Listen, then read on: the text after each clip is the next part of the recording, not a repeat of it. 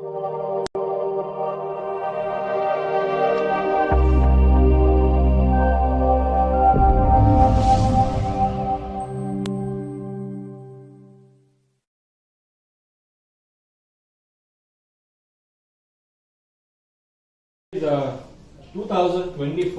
BNU ಗೆ ಒಂದು 4 marks ಕೊಟ್ಟಿದ್ದಾರೆ, ಒಂದು 10 ಮಾರ್ಕ್ಸ್ ಕೊಟ್ಟಿದ್ದಾರೆ. ಇದು BNU ಅವರಿಗೆಲ್ಲ ಎಲ್ಲಾ ಯೂನಿವರ್ಸಿಟಿ ಅವ್ರಿಗೂ ಆಗುತ್ತೆ. ಬಟ್ ನಾನು ಎಕ್ಸ್ಪ್ಲೇನ್ ಕ್ವಶನ್ ಪೇಪರ್ ಮಾಡ್ತಾ ಇರೋದು BNU ಅಂತ. 4 ಮಾರ್ಕ್ಸ್ ಹೇಗಿದೆ ಅಂತ ನೋಡೋಣ. ಓಕೆನಾ? 2024 BNU ಎಷ್ಟು ಮಾರ್ಕ್ಸ್ಗೆ? 4 ಮಾರ್ಕ್ಸ್ಗೆ. ಇಲ್ಲಿ 2 ಮೆಥಡ್ ಕೇಳಿದ್ದಾರೆ, ಬಟ್ ತುಂಬಾ ಚೆನ್ನಾಗಿದೆ ಕ್ವಶನ್. ಓಕೆನಾ? ನೋಡಿ, a company is requiring a machine which requires an investment of 3,20,000. Initial investment ಎಷ್ಟು? 3,20,000.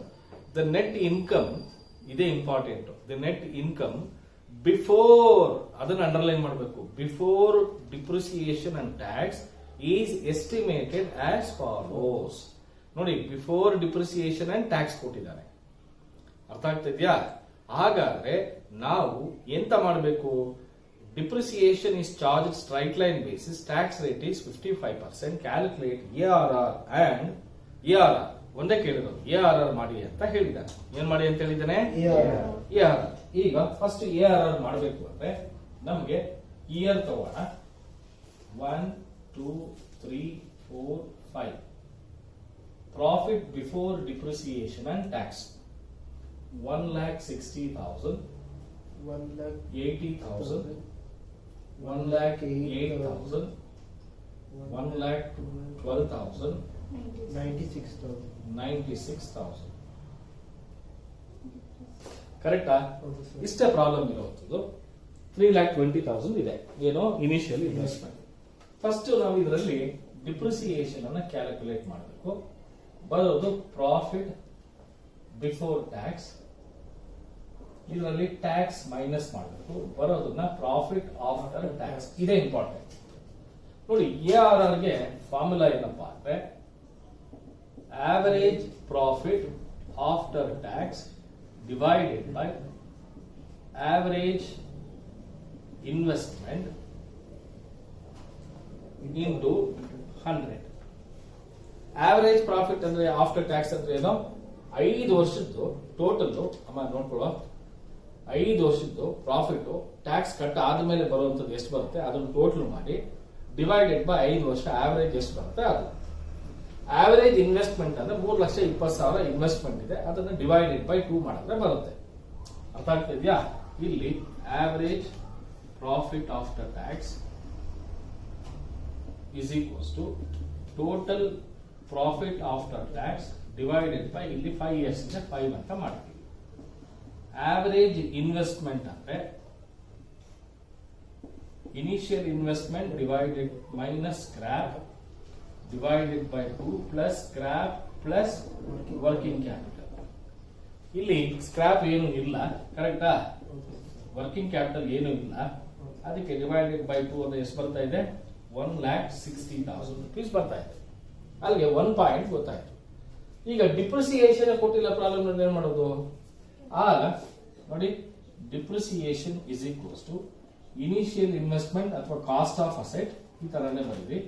Cost of asset minus scrap divided by life of asset. 3,20,000 asset ಮೇಲೆ ಸ್ಕ್ರಾಪ್ ಏನು ಕೊಟ್ಟಿಲ್ಲ. 5 ವರ್ಷಕ್ಕೆ 5,6,30, 5,4,20 ಎಷ್ಟು ಬರ್ತಾ ಇದೆ? 64,000 ಬರ್ತಾ ಇದೆ. ಕರೆಕ್ಟಾ? ಈಗ 64,000 ಪ್ರತಿ ವರ್ಷ ಮೈನಸ್ ಮಾಡಿ.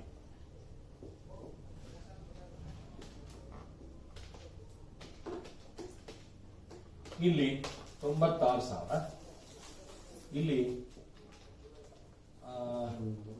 16,000. ಕರೆಕ್ಟಾ? ಇಲ್ಲಿ 4, ಇಲ್ಲಿ 8, 4, ಇಲ್ಲಿ 2, 3. ಕರೆಕ್ಟ್ ಏನ್ರಿ? ಟ್ಯಾಕ್ಸ್ ಎಷ್ಟು ಪರ್ಸೆಂಟ್ ಅಂತ ಹೇಳ್ತಾ ಇದ್ದಾರಪ್ಪ? 55%. ಅಲ್ಲಿಗೆ 96,000 ಮೇಲೆ 55%. 52,800. 52,800. 16,000 ಮೇಲೆ 55%. 8,800. 8,800. 24,200.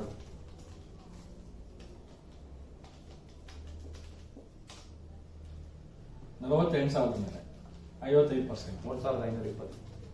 3,000 48,000 22,000 26,400 17,600. ಸರ್ ಇನ್ನೂ ಜಾಸ್ತಿ ಬರುತ್ತಾ? ಇಲ್ಲ ಸರ್.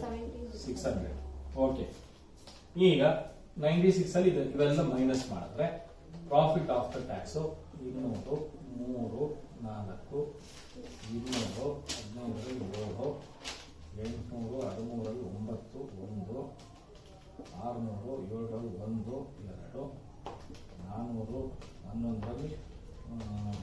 4 1. ಕರೆಕ್ಟ್ ಏನಪ್ಪ? ಕರೆಕ್ಟು. ಈಗ ಇಷ್ಟು ಟೋಟಲ್ ಮಾಡಿ.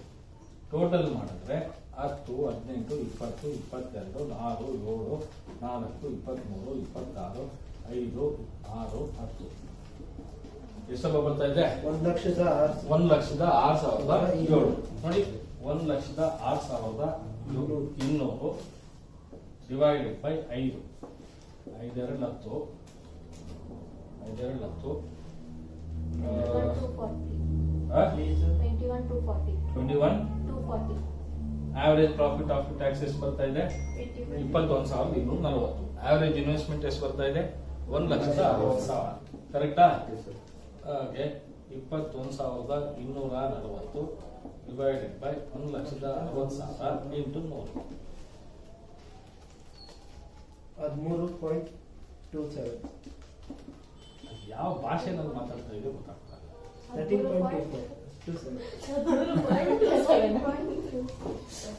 ಯಾವ್ದು ಭಾಷೆ?